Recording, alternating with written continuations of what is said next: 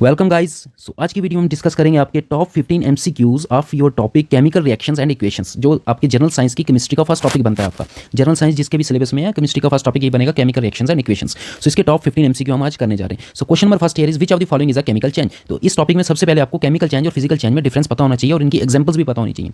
Chemical change ऐसा change होता है जिसमें रिएक्टेंट्स मिलकर प्रोडक्ट बनाते हैं और प्रोडक्ट की प्रॉपर्टीज आपकी जो होती हैं they are entirely different from the reactants. For example आपको पता है हाइड्रोजन प्लस ऑक्सीजन मिलकर क्या बनाता है, वाटर बनाता है।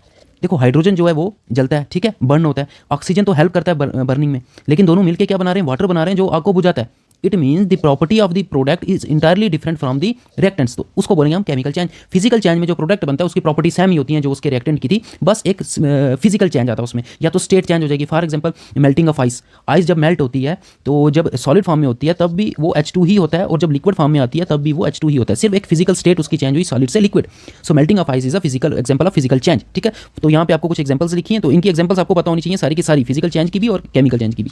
तो यहाँ पे आपको बताना है कि केमिकल चेंज कौन सा है। देखो मेल्टिंग ऑफ आइस अभी मैंने बता दिया, ये आपका एक फिजिकल चेंज है, ये केमिकल चेंज नहीं है। Dissolving sugar in water, water में जब आप शुगर को डिसॉल्व करते हैं क्या वो केमिकल चेंज है? नहीं, वो भी केमिकली वो उसके साथ रिएक्ट नहीं होती, वो जस्ट उसमें डिसॉल्व हो जाती है, ठीक है।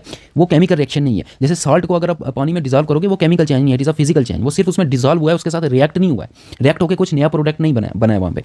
बॉइलिंग, वाटर को सिंपली बॉइल किया तो वो उसकी वेपोराइजेशन होगी थोड़ी सी, तो वो ये भी एक फिजिकल चेंज है, ये भी एक केमिकल चेंज नहीं है। Rusting of iron, rusting of iron is a chemical change. Rusting of iron में एक नया प्रोडक्ट बनता है जिसको रस्ट बोलते हैं, आयरन ऑक्साइड। सो इसलिए ये आपका एक केमिकल चेंज है। Question number 2, the reaction between an acid and a base to form salt and water is called. देखो जो आपकी रिएक्शन होती है एसिड और बेस के बीच में, एसिड जब भी बेस के साथ रिएक्ट करता है always it form a salt and water, ठीक है। तो एक तो ये बात आपको याद रखनी है कि जब भी एसिड बेस के साथ रिएक्ट करेगा तो जो आपके प्रोडक्ट बनेंगे वो सॉल्ट बनेगा और वाटर बनेगा। और ये किस टाइप की रिएक्शन है वो आपको बोल रहा है। तो इस रिएक्शन को हम बोलते हैं न्यूट्रलाइजेशन रिएक्शन। कौन सी रिएक्शन? न्यूट्रलाइजेशन, क्योंकि इसमें एसिड बेस एक दूसरे को न्यूट्रलाइज कर रहे हैं, ठीक है। एसिड और बेस क्या होता है, एक होता है जिसका पीएच 7 से कम हो, एक होता है जिसका पीएच 7 से ज्यादा हो, तो मिलकर एक न्यूट्रल कंपाउंड बनाते हैं सॉल्ट, ठीक है। तो दोनों का इफेक्ट जो है वो कैंसिल हो जाता है, दैट इज न्यूट्रलाइज हो जाता है। बेस जो है एसिड को इफेक्ट को न्यूट्रलाइज करता है, एसिड जो है बेस के इफेक्ट को न्यूट्रलाइज करता है। तो इसलिए इस रिएक्शन को हम बोलते हैं neutralisation reaction. Question number 3, which of the following gases can be used for storage of fresh sample of an oil for a long time. तो कौन सी गैस हम यूज करते हैं मतलब ऐसे सैंपल को स्टोर करने में जिसमें ऑयल हो। ऑयल मीन्स जिसमें फैट हो, ठीक है। कोई भी आपके पास घर में फूड है जिसमें फैट हो, आपको पता है फूड जब खुले में हम थोड़ी देर के लिए रखते हैं तो 1-2 दिन के बाद वो खराब हो जाता है ना। वो जो खराब होता है उस प्रोसेस को बोलते हैं रेंसिडिटी, उस प्रोसेस को बोलते हैं रेंसिडिटी ऑफ फूड। वो किस वजह से होती है? जो भी फैट होता है आपके खाने में वो ऑक्सीजन के साथ रिएक्ट करके ऑक्सीडाइज हो जाता है। एक तो आपको ये बात याद रखनी है कि रेंसिडिटी ऑफ फूड जब भी होती है तो उसमें रिएक्शन कौन सी होती है? उसमें रिएक्शन होती है ऑक्सीडेशन। ऑक्सीडेशन किसकी होती है? फैट की। फैट को जब भी ऑक्सीजन मिलेगी वो ऑक्सीजन के साथ रिएक्ट करके ऑक्सीडाइज हो जाएगा, उसमें ऑक्सीजन ऐड हो जाएगी, ठीक है। ऑक्सीडेशन क्या होती है? एडिशन ऑफ ऑक्सीजन या रिमूवल ऑफ हाइड्रोजन को भी ऑक्सीडेशन बोलते हैं। और रिडक्शन क्या होता है? रिडक्शन होता है रिमूवल ऑफ ऑक्सीजन या एडिशन ऑफ हाइड्रोजन। सो उसकी ऑक्सीडाइजेशन हो जाती है। अब ये कह रहा है कि अगर उसको ऑक्सीडेशन होने से बचाना है तो उसके लिए उसको किस गैस में हम स्टोर करते हैं? तो आपको याद रखना है हीलियम या नाइट्रोजन में स्टोर कर सकते हैं। इन दोनों गैसेस का यूज कर सकते हैं, तब वो ऑक्सीडाइज नहीं होगा। देखो ये तो आप एलिमिनेशन से भी कर सकते थे। देखो ए ऑप्शन में भी ऑक्सीजन दिया हुआ है, बी ऑप्शन में, सी ऑप्शन में भी ऑक्सीजन दिया हुआ है, डी में भी ऑक्सीजन दिया हुआ है। तो ऑक्सीजन से तो उसको बचाना है तभी जाके, क्योंकि ऑक्सीजन के साथ मिलकर ही वो ऑक्सीडाइज हो रहा है, तो जिसकी वजह से खाना खराब हो रहा है, ठीक है। तो ऑक्सीजन से तो हमें उसको बचाना है, तो ऑक्सीजन से बचाने के लिए हमें उसको नाइट्रोजन में या हीलियम में उसको स्टोर करके रखना पड़ेगा, बिकॉज नाइट्रोजन और हीलियम जो गैसेज होती हैं वो नॉन रिएक्टिव गैसेज होती हैं, इसलिए वो किसी के साथ रिएक्ट ही नहीं करती। तो इसलिए वहाँ पे हम उसको स्टोर कर सकते हैं। जो आपके चिप्स के पैकेट वगैरह आते हैं उनके अंदर जो गैस भरी जाती है वो नाइट्रोजन होती है, ये भी याद रखना। जो चिप्स के आपके पैकेट वगैरह आते हैं उसमें जो गैस भरी जाती है वो कौन सी होती है? वो नाइट्रोजन होती है। सो दैट उसमें, क्योंकि चिप्स तो ऑयल में फ्राइड होते हैं, दैट मीन्स उनमें फैट होता है, तो फैट को ऑक्सीडेशन से बचाने के लिए हम उसको नाइट्रोजन में स्टोर करते हैं, ठीक है। सो इस प्रोसेस को क्या बोलते हैं? रेंसिडिटी ऑफ फूड, ये भी याद रखना। Question number 4, silver articles turns black when keeped in open for a few days due to the formation of. आपको पता है सिल्वर को भी रस्ट लगता है, बट सिल्वर में याद रखना, सिल्वर में जो आपका रस्ट लगता है, उसकी रस्टिंग होती है, उसका कलर होता है ब्लैक, ठीक है। आयरन में जो रस्ट लगती है उसका कलर रेडिश ब्राउन होता है, उसका कैसा होता है? Reddish brown. लेकिन सिल्वर का कलर ब्लैक आता है, ठीक है। सिल्वर की आर्टिकल अगर खुले में रखोगे थोड़ी देर के बाद देखोगे ब्लैक कलर का हो जाएगा वो। तो वो किस वजह से होता है? Because it is due to the formation of silver sulphide, that is Ag2SC part आपका आंसर हो जाएगा। सिल्वर सल्फाइड की फॉर्मेशन की वजह से ये ब्लैक लेयर बनती है, जिसकी वजह से रस्टिंग होती है सिल्वर की। Question number 5, rancidity. अभी मैंने बताया रेंसिडिटी क्या होती है। रेंसिडिटी होती है कि जब भी आपके पास कोई ऑयली फूड है, फैटी फूड है, तो फैट्स क्या करते हैं? ऑक्सीजन के साथ मिलकर ऑक्सीडाइज हो जाते हैं और वो खराब हो जाता है खाना, उसको रेंसिडिटी बोलते हैं। रेंसिडिटी को प्रिवेंट करने के लिए हम क्या कर सकते हैं? एडिंग एंटीऑक्सीडेंट्स, यस, ठीक है। इसके प्रिवेंशन का ये एक मेथड है कि उसमें एंटीऑक्सीडेंट डाल दो। एंटीऑक्सीडेंट क्या होगा? वो ऑक्सीजन के साथ रिएक्शन करने देगा। Storing food away from light, ये भी ठीक है, इससे भी प्रिवेंट हो जाएगा। जितना उसको लाइट से दूर रखोगे, ऑक्सीजन से दूर रखोगे, तो वो रेंसिडिटी नहीं होगी, उसमें रिएक्शन ही नहीं होगी ऑक्सीजन के साथ। Keeping food in refrigerator, refrigerator में रखने से भी आपको पता है खाना खराब क्यों नहीं होता, क्योंकि जो फैट्स होते हैं वो ऑक्सीडाइज तभी होंगे जब उनको एक टेम्परेचर मिलेगा, कम से कम रूम टेम्परेचर तो होना चाहिए। अब रेफ्रिजरेटर में क्या होता है, टेम्परेचर होता है कम, जिसकी वजह से वो ऑक्सीजन के साथ रिएक्शन नहीं कर सकता। ठीक है, कोई भी केमिकल रिएक्शन होने के लिए ना कुछ कंडीशंस होती हैं। वो कंडीशन कोई रिएक्शन सिर्फ लो टेम्परेचर पे होती है, हाई पे नहीं होती। कोई रिएक्शन रूम टेम्परेचर पे होती है, हाई टेम्परेचर पे और लो टेम्परेचर पे नहीं होती। कोई हाई टेम्परेचर पे होती है बट लो टेम्परेचर पे नहीं होती। तो इसीलिए हम फैटी फूड को अगर फ्रिज में रख देंगे तभी वो खराब नहीं होगा, तभी रेंसिडिटी नहीं होगी, बिकॉज वहाँ पे टेम्परेचर लो होगा। So all of this is your answer. Question number 6, when carbon dioxide is pass through lime water, जब भी कार्बन डाइऑक्साइड को हम लाइम वाटर से पास करते हैं तो वो क्या करती है, वहाँ पे कैल्शियम कार्बोनेट की फॉर्मेशन होती है। कैल्शियम कार्बोनेट की फॉर्मेशन की वजह से उसका जो कलर होता है लाइम वाटर का वो व्हाइट कलर में कन्वर्ट हो जाता है। ठीक है, मतलब आपको याद रखना, जब भी कार्बन डाइऑक्साइड लाइम वाटर से हम पास करेंगे तो कलर चेंज हो जाएगा, लाइम वाटर का व्हाइट कलर हो जाएगा, दैट इज मिल्की कलर हो जाएगा। तो सी पार्ट आपका आंसर हो जाएगा, it turns lime water into milky, या व्हाइट कलर में उसको कन्वर्ट कर देगा। ठीक है, question number 7, the reaction of hydrogen gas with oxygen gas to form water is an example. आप क्या कह रहा है, जो आपको पता है हाइड्रोजन प्लस ऑक्सीजन मिलकर क्या बनता है, वाटर बनता है। ये किसकी एग्जांपल है, तो सामने दिख रहा है दो कंपाउंड, दो मॉलिक्यूल कंबाइन होकर एक रिएक्टेंट बनाते हैं, तो उस रिएक्शन को हम क्या बोलते हैं, कॉम्बिनेशन रिएक्शन। उस रिएक्शन को क्या बोलते हैं, कॉम्बिनेशन रिएक्शन। तो कॉम्बिनेशन रिएक्शन तो ए है। ठीक है, अब आगे ये भी देखना आपको, क्या ये रिडॉक्स रिएक्शन तो नहीं है, क्योंकि ऑल ऑफ दिस भी ऑप्शन है। क्या ये एक्सोथर्मिक रिएक्शन ही है, जब भी हाइड्रोजन और ऑक्सीजन मिलकर वाटर बनाते हैं तो कुछ ना कुछ हीट भी रिलीज होती है। So it is exothermic reaction also. Exothermic reaction होती है जिसमें हीट रिलीज हो, और कुछ रिएक्शन होती है जिनमें हीट अब्जॉर्ब होती है, उसको बोलते हैं एंडोथर्मिक रिएक्शन। एंडो मींस अंदर, मतलब हीट अब्जॉर्ब हो रही है, एक्सो मींस बाहर, मतलब हीट बाहर निकल रही है, प्रोडक्ट के साथ हीट बाहर निकल रही है। तो ये एक एक्सोथर्मिक रिएक्शन भी होती है। आपको एक बात याद रखनी है, जितनी भी कॉम्बिनेशन रिएक्शंस होंगी, जितनी भी कॉम्बिनेशन रिएक्शंस होंगी वो सारी की सारी आपकी एक्सोथर्मिक होंगी, उनमें हीट रिलीज होगी। एक उसमें एक्सेप्शन है, वो एक्सेप्शन भी मैं आपको बताऊंगा। ठीक है, एक्सोथर्मिक होंगी, लेकिन आपको ये याद रखना है जितनी भी कॉम्बिनेशन रिएक्शन होंगी वो एक्सोथर्मिक होंगी। और जितनी भी आपकी डीकंपोजिशन, जिसमें एक कंपाउंड टूट के दो कंपाउंड बनते हैं, उसको बोलते हैं डीकंपोजिशन रिएक्शन। जितनी भी डीकंपोजिशन रिएक्शन होंगी वो सारी की सारी एंडोथर्मिक होंगी। इसमें भी एक दो आती हैं आपकी एक्सेप्शन भी मैं आपको बताऊंगा, लेकिन अभी के लिए याद रखो आप, कॉम्बिनेशन रिएक्शन जितनी भी होगी वो एक्सोथर्मिक, क्योंकि ये कॉम्बिनेशन रिएक्शन है तो ये एक्सोथर्मिक होगी। क्यों ऐसा होता है, क्योंकि कॉम्बिनेशन, देखो दो केमिकली मॉलिक्यूल या कंपाउंड्स मिलकर तीसरा कंपाउंड क्यों बनाते हैं, केमिकल रिएक्शन क्यों होती है, एक ही उसके पीछे काज होता है टू गेन दी स्टेबिलिटी। जहाँ पे भी कंपाउंड्स को ज्यादा स्टेबिलिटी दिखेगी वो वहाँ पे जाएंगे। और स्टेबिलिटी ज्यादा किसकी होती है, स्टेबिलिटी ज्यादा तब मिलती है जब एनर्जी कम होगी। जिसके पास एनर्जी कम होगी वो उतना ज्यादा स्टेबल। ठीक है, आप बिल्कुल फ्रेश हो, आपने अभी खाना खाया तो आप में एनर्जी आ जाएगी, आप अनस्टेबल हो जाओगे, चलो घूमते हैं फिरते हैं। अगर आप पूरे एग्जॉस्टेड हो, थके हुए हो, आप में एनर्जी नहीं है, तो आप क्या करोगे, आप रेस्ट करोगे, मतलब आप रेस्ट करोगे, आप अनस्टेबल हो जाओगे, सॉरी स्टेबल हो जाओगे। अनस्टेबल कब होगे, जब आपके पास एनर्जी होगी। ठीक है, तो आप कुछ काम करोगे, मतलब वो अनस्टेबल फॉर्म होगी। तो जितनी एनर्जी किसी के पास ज़्यादा होती है तो वो अनस्टेबल होता है, जितनी एनर्जी कम होती है तो वो स्टेबल होता है। सो कोई भी कंपाउंड मिलते हैं इसलिए हैं क्योंकि उनको अपनी एनर्जी रिलीज करनी है और स्टेबल फॉर्म में जाना है। रिएक्शन तभी पॉसिबल होगा, याद रखना, जो भी केमिकल रिएक्शन में प्रोडक्ट बनता है it is more stable then reactant. Always ये ट्रू होगा, क्योंकि वो रिएक्टेंट मिलते ही इसलिए हैं टू गेन दी स्टेबिलिटी, और स्टेबिलिटी तब मिलेगी जब उनको एनर्जी रिलीज होगी कुछ ना कुछ। इसलिए कॉम्बिनेशन रिएक्शन में हमेशा एनर्जी क्या होती है, रिलीज होती है। लेकिन ये केमिस्ट्री है, केमिस्ट्री में एक्सेप्शंस भी होती है, तो एक दो रिएक्शन एक्सेप्शंस भी हैं। मतलब एक रिएक्शन ऐसी भी है जो कॉम्बिनेशन है बट वो एक्सोथर्मिक नहीं है, वो एंडोथर्मिक है। अब आ जाओ पहले डिकम्पोजिशन पे। डिकम्पोजिशन पे क्यों होती है एंडोथर्मिक, क्यों होती है, उसमें एनर्जी क्यों चाहिए होती है। डिकम्पोजिशन क्या हो गया, किसी मॉलिक्यूल का ब्रेक होना। सपोज एक्स मॉलिक्यूल है, वो ब्रेक होकर दो मॉलिक्यूल बना रहा है A + B। अब ये ब्रेक हो रहा है तो कोई भी खुद ब खुद ब्रेक नहीं होगा। देखो कोई भी, आपने न्यूटन का लॉ पढ़ा है ना, कोई भी चीज़ मोशन में है तो मोशन में रहेगी, रेस्ट में है तो रेस्ट में रहेगी, जब तक उसको एक्स्ट्रा एनर्जी नहीं दोगे। तो किसी भी कंपाउंड वो खुद ब खुद नहीं टूटेगा दो में, उसको कुछ ना कुछ एनर्जी देनी पड़ेगी। तो इस केस में हीट इसको देनी पड़ेगी, एनर्जी इसको देनी पड़ेगी। तो इस केस में रिएक्शन कैसी होगी, एंडोथर्मिक होगी। तो ये आपको याद रखनी है दो बातें। तो पहले तो इस क्वेश्चन पे आ जाओ, जब भी हाइड्रोजन ऑक्सीजन की होगी तो कॉम्बिनेशन रिएक्शन भी होगी, हीट भी रिलीज होगी तो एक्सोथर्मिक भी होगी। और ये एक रिडॉक्स रिएक्शन भी है, बिकॉज देखो हाइड्रोजन में ऑक्सीजन ऐड हुआ तो हाइड्रोजन की होगी क्या, ऑक्सीडेशन। ऑक्सीजन तो गायब ही हो गया, ऑक्सीजन की जगह यहाँ पे कुछ बना ही नहीं, तो ऑक्सीजन रिमूव ही हो गया, तो इसकी होगी रिडक्शन। तो ये एक रिडॉक्स रिएक्शन भी है। सो इट इज एन, इसका आंसर आपका डी पार्ट हो जाएगा। जो हाइड्रोजन और ऑक्सीजन की रिएक्शन होती है वो कॉम्बिनेशन भी होती है, रिडॉक्स भी होती है और एक्सोथर्मिक भी होती है।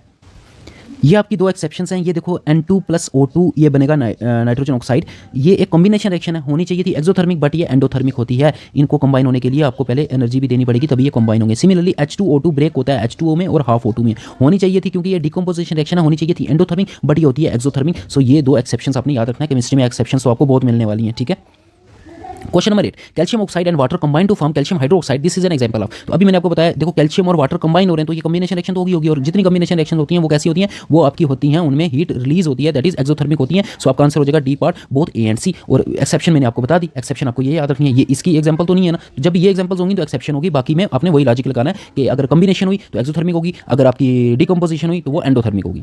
Next question number 9, carbon dioxide when passed in excess in live water turns colourless again because of. अब मैंने आपको अभी क्वेश्चन अभी करवाया कि जब भी कार्बन डाइऑक्साइड लाइम वाटर से पास होगी तो वो क्या करती है, कैल्शियम कार्बोनेट बनता है, जिसकी वजह से उसका कलर, लाइम वाटर का कलर वाइट हो जाता है। लेकिन अगर आप एक्सेस कार्बन डाइऑक्साइड उसमें अगर एक्सेस कार्बन डाइऑक्साइड पास कराओगे लाइम वाटर से तो क्या होगा, सपोज आपने कार्बन डाइऑक्साइड पास कराई, पहले तो कैल्शियम कार्बोनेट बनेगा, वो उसके कलर को वाइट कर देगा, किसके, लाइम वाटर को। लेकिन अगर आप कार्बन डाइऑक्साइड पास कराते जा रहे हो तो एक टाइम आएगा जब वहाँ पे बनेगा कैल्शियम बाइकार्बोनेट, जिसकी वजह से वो व्हाइट कलर से वापस वो कलरलेस हो जाएगा। लाइम वाटर स्टार्टिंग में कलरलेस होता है, कार्बन डाइऑक्साइड पास कराते हैं तो वो व्हाइट कलर में कन्वर्ट हो जाता है। लेकिन कार्बन डाइऑक्साइड अगर एक्सेस में पास करवाई तो वो व्हाइट कलर से वापस क्या हो जाता है, कलरलेस हो जाता है। और ये कलरलेस किसकी फॉर्मेशन की वजह से होता है, कैल्शियम बाइकार्बोनेट की वजह से। याद रखना, जब भी कार्बन डाइऑक्साइड पास करेंगे लाइम वाटर से पहले बनेगा कैल्शियम कार्बोनेट, ये जो है कैल्शियम कार्बोनेट, ये वाला कैल्शियम कार्बोनेट की वजह से व्हाइट कलर आता है। फिर अगर एक्सेस कार्बन डाइऑक्साइड पास करते रहे तो वापस वो कलरलेस होता है। वो किसकी फॉर्मेशन की वजह से होता है, वो होता है कैल्शियम बाइकार्बोनेट की वजह से। तो कंफ्यूज नहीं होना, ठीक है। कैल्शियम बाइकार्बोनेट की वजह से वो वापस कलरलेस हो जाता है और कैल्शियम कार्बोनेट की वजह से वो पहले व्हाइट होता है, ठीक है। तो पहले कैल्शियम कार्बोनेट बनता है, जब एक्सेस कार्बन डाइऑक्साइड पास करोगे फिर कैल्शियम बाइकार्बोनेट बनता है जो उसको वापस कलरलेस कर देता है। So B part is your answer. Question number 10, bleaching action of chlorine is by. आपको पता है क्लोरीन हम डालते हैं वाटर को डिसइंफेक्शन करने के लिए, ठीक है। क्लोरीन इज अ डिसइंफेक्टेंट, उससे क्या होता है, जर्म्स वगैरह को किल कर देता है ये क्लोरीन, ठीक है। क्लोरीन को वाटर में डाला जाता है, ठीक है। जो हमारे घर में वाटर की सप्लाई आती है तो पीछे से ही उसमें BHE डिपार्टमेंट क्लोरीन पहले डालता है, उसकी क्लोरीनेशन करता है। अब क्लोरीन क्या करता है, वहाँ पे कौन सी रिएक्शन होती है ये पूछ रहे हैं, तो वहाँ पे होती है क्लोरीन डालने से ऑक्सीडेशन रिएक्शन होती है, ठीक है। बस इतना ही। फॉर्म्ड बाय बर्निंग हाइड्रोजन, तो हाइड्रोजन को अगर बर्न करेंगे तो बर्न करने जब जहाँ पे भी बर्निंग का आएगा वर्ड तो समझ जाना ऑक्सीजन के साथ रिएक्शन, क्योंकि burning in the presence of oxygen ही होती है। ऑक्सीजन नहीं होगी तो बर्निंग होती है, तो वही पूछ रहा है ऑक्सीजन, हाइड्रोजन को बर्न करने का मतलब हो गया उसको ऑक्सीजन के साथ रिएक्ट करना, तो वाटर बनेगा। ये तो सबसे मोस्ट इंपॉर्टेंट एग्जांपल्स है केमिकल रिएक्शन की, तो वाटर बनेगा। D part is your answer. Question number 12, the process of cellular respiration, जो आपकी रिस्पायरेशन होती है, आपको पता है ना रिस्पायरेशन की रिएक्शन क्या होती है, ग्लूकोज ब्रेकडाउन होता है। ग्लूकोज जो होता है वो रिएक्ट करता है ऑक्सीजन के साथ और वो ब्रेकडाउन होता है into carbon dioxide and water, ठीक है। सो सेलुलर रिस्पायरेशन आपको याद रखना है, सेलुलर रिस्पायरेशन इज अ, वो एक कम्बिनेशन रिएक्शन होती है, ठीक है। कम्बिनेशन होती है इसलिए वो जो होती है उसमें हीट रिलीज होती है रिस्पायरेशन में हीट रिलीज होती है, दैट इज एक्सोथर्मिक रिएक्शन होती है। बट एक्सोथर्मिक आपको रिएक्शन यहाँ पे दिया नहीं होगा, ठीक है। बट यहाँ पे रिडॉक्स रिएक्शन दिया है तो रिडॉक्स रिएक्शन भी आपका आंसर होगा, क्योंकि सेलुलर रिस्पायरेशन जो होती है वो एक रिडॉक्स रिएक्शन होती है। क्या रिएक्शन होती है, देखो जो आपका ग्लूकोज होता है ना, ग्लूकोज वो रिएक्ट करता है ऑक्सीजन के साथ, दैट इज C6H12O6। ये ग्लूकोज का फॉर्मूला प्लस ऑक्सीजन के साथ मिलता है तो ये बनता है carbon dioxide plus water, plus energy release होती है in the form of ATP, adenosine triphosphate, ठीक है। रिस्पायरेशन 10th क्लास में पढ़ी होगी ना। तो ये कॉम्बिनेशन रिएक्शन है, तो कॉम्बिनेशन है तो मैंने बता दिया आपको एक्सोथर्मिक। वैसे भी पता है यहाँ पे देखो एनर्जी रिलीज हो रही है तो एक एक्सोथर्मिक प्रोसेस है, तो एक्सोथर्मिक तो ऑप्शन में नहीं दिया था। बट यहाँ पे रिडक्शन भी होती है, यहाँ पे रिडॉक्स रिएक्शन भी होती है, यहाँ रिडक्शन भी होती है और ऑक्सीडेशन भी होती है। यहाँ पे ग्लूकोज जो है ना, ग्लूकोज की आपकी हो जाती है यहाँ पे ऑक्सीडेशन, ग्लूकोज की ऑक्सीडेशन हो जाती है और ऑक्सीजन की यहाँ पे रिडक्शन होती है। याद रखना, ग्लूकोज की यहाँ पे ऑक्सीडेशन होती है और ऑक्सीजन की आपकी यहाँ पे रिडक्शन होती है, तो इसलिए this reaction is also redox reaction, तो D part is your answer. But ये एक्सोथर्मिक भी होती है, याद रखना। एक आपकी केमिकल रिएक्शन होती है फोटोसिंथेसिस पढ़ा ना बायो में। फोटोसिंथेसिस एक एंडोथर्मिक रिएक्शन है, याद रखना। फोटोसिंथेसिस एक एंडोथर्मिक रिएक्शन है, उसमें हीट जो है वो अब्जॉर्ब होती है उस रिएक्शन में। Question number 13, when a magnesium ribbon is burned in the air the product formed is. जब भी मैग्नीशियम रिबन को आप बर्न करते हो एयर में तो आपका क्या प्रोडक्ट बनता है वो आपको बताना है। क्या magnesium sulphate, magnesium oxide, magnesium chloride, magnesium hydroxide. जब भी बर्न करेंगे इन एयर में मतलब वो ऑक्सीजन के साथ रिएक्ट हो रहा है, तो ऑक्सीजन के साथ रिएक्ट होकर क्या बनाएगा, मैग्नीशियम ऑक्साइड ही बनाएगा, ठीक है। और इसमें एक बात और याद रखना, जब भी मैग्नीशियम रिबन को हम बर्न करते हैं इन एयर तो ऐश बनती है वहाँ पे, ठीक है। जो ऐश बनती है उसकी रिबन की जलने के बाद जो ऐश बनती है उसका कलर व्हाइट होता है, मोस्ट इंपॉर्टेंट पॉइंट याद रखना ये, ठीक है। Question number 14, a balance chemical equation is in accordance with. तो जब भी आप केमिकल रिएक्शन को बैलेंस करते हो, जैसे H2 + O2 गिव्स H2O। अब ये रिएक्शन बैलेंस नहीं, इसको हम बैलेंस करेंगे। कैसे बैलेंस करते हैं, H2 जितने एटम है एटम बराबर करने बस कर लेना वो, ठीक है। तो H2 यहाँ पे 2 हैं, यहाँ भी 2 हैं, तो ये तो बराबर है, ठीक है। अब यहाँ पे ऑक्सीजन के 2 एटम है, यहाँ पे ऑक्सीजन का 1 एटम है, तो मुझे यहाँ पीछे 2 लगाना होगा। तो यहाँ पे 2 लगाया, ऑक्सीजन तो बैलेंस हो गया, बट हाइड्रोजन अनबैलेंस हो गया। हाइड्रोजन के अब यहाँ पे कितने 2 टू 4 एटम हो गए, तो यहाँ पे 2 लगाना होगा, अब ये बैलेंस होगी। ये बैलेंस क्यों करते हैं, ये बैलेंस करते हैं क्योंकि law of conservation of mass valid होना चाहिए, क्योंकि जितना रिएक्टेंट का मास है उतना ही प्रोडक्ट का मास होगा, क्योंकि मास तो किसी भी फिनोमेना में मास जो है वो डिस्ट्रॉय नहीं हो सकता। तो केमिकल रिएक्शन में बस एक कंपाउंड मिलके दूसरे कंपाउंड बनते हैं, बट मास तो सेम रहेगा ना। तो आपको नंबर ऑफ एटम्स जितने रिएक्टेंट में किसी भी एटम के, किसी भी मॉलिक्यूल के, उतने ही प्रोडक्ट में भी होने चाहिए, तो इसलिए हम बैलेंस करते हैं। सो आपका आंसर हो जाएगा C part. Law of conservation of mass को वैलिडेट करने के लिए हम क्या करते हैं, केमिकल इक्वेशन को बैलेंस करते हैं। Question number 15, in a chemical reaction between sulphuric acid and barium chloride solution the white precipitate formed are. जब भी सल्फ्यूरिक एसिड, आपको पता क्या होता है, H2SO4 को जब भी आप रिएक्ट करोगे बेरियम क्लोराइड के साथ, दैट इज BaCl2 के साथ, तो क्या प्रोडक्ट बनता है, एक तो बनता है हाइड्रोक्लोरिक एसिड, एक बनता है बेरियम सल्फेट। तो एक तो बनता है बेरियम सल्फेट BaSO4 और एक बनता है हाइड्रोक्लोरिक एसिड HCl। तो ये जो बेरियम सल्फेट बनता है ना, ये सॉलिड फॉर्म में होता है प्रेसिपिटेट, इसलिए प्रेसिपिटेट बनता है इसका सॉलिड फॉर्म। जो भी सॉलिड फॉर्म में बनता है ना, जब भी रिएक्शन होती है, ठीक है, जो उसको प्रेसिपिटेट बोलते हैं। और उसको केमिकल रिएक्शन में इस तरह से नीचे की तरफ एरो लगा के उसको हम स्पेसिफाई करते हैं, ठीक है। ये वाला एरो जो मैंने लगाया हुआ है, ठीक है, ये वाला। तो एरो क्यों लगाते हैं कि वो वाइट एरो हमें बताए, नीचे वाला एरो हमें बताएगा ये प्रेसिपिटेट बना है, ये सॉलिड फॉर्म में है, ये नीचे बैठ जाएगा सोल्यूशन में। अगर ऊपर का एरो बना होता तो मतलब गैस है वो, ठीक है। सो ये बेरियम सल्फेट का आपका बनता है प्रेसिपिटेट। साथ में हाइड्रोक्लोरिक एसिड भी बनता है, लेकिन इसका प्रेसिपिटेट नहीं बनता, प्रेसिपिटेट बनता है आपका इसका बेरियम सल्फेट का। That is B part is your answer, ठीक है। सो ये थे कुछ important MCQ chemical reactions and equation में से। इसमें से आपको जो जितनी भी टाइप्स ऑफ केमिकल रिएक्शंस है उनकी एग्जांपल्स अच्छे से आनी चाहिए। जैसे कॉम्बिनेशन रिएक्शन क्या होता है, ऑक्सीडेशन रिएक्शन क्या होता है, रिडक्शन रिएक्शन क्या होता है, डिकम्पोजिशन रिएक्शन। डिकम्पोजिशन हो गया ब्रेक डाउन होना, एक कंपाउंड का ब्रेक डाउन होना 2 या 3 कंपाउंड्स में। सो ब्रेक डाउन जब भी होता है तो उसको एनर्जी चाहिए होती है। तो एनर्जी भी आप 3 तरह से दे सकते हो, हीट एनर्जी दे सकते हो, लाइट एनर्जी दे सकते हो, या इलेक्ट्रिक एनर्जी दे सकते हो। तो डिकम्पोजिशन रिएक्शन भी आगे 3 तरह की होगी, जिसमें हीट प्रोवाइड करेंगे तो उसको थर्मल डिकम्पोजिशन बोलेंगे, लाइट प्रोवाइड करेंगे उसको फोटो डिकम्पोजिशन बोलेंगे, ठीक है। तो ये आपको सारी एग्जांपल्स केमिकल रिएक्शन की टाइप्स और उनके एग्जांपल्स आनी चाहिए। ये थे कुछ important MCQ. If you like the video please subscribe the channel, और टेलीग्राम चैनल को ज्वाइन कर लेना, उसका लिंक मिल जाएगा डिस्क्रिप्शन बॉक्स में। Thanks for watching.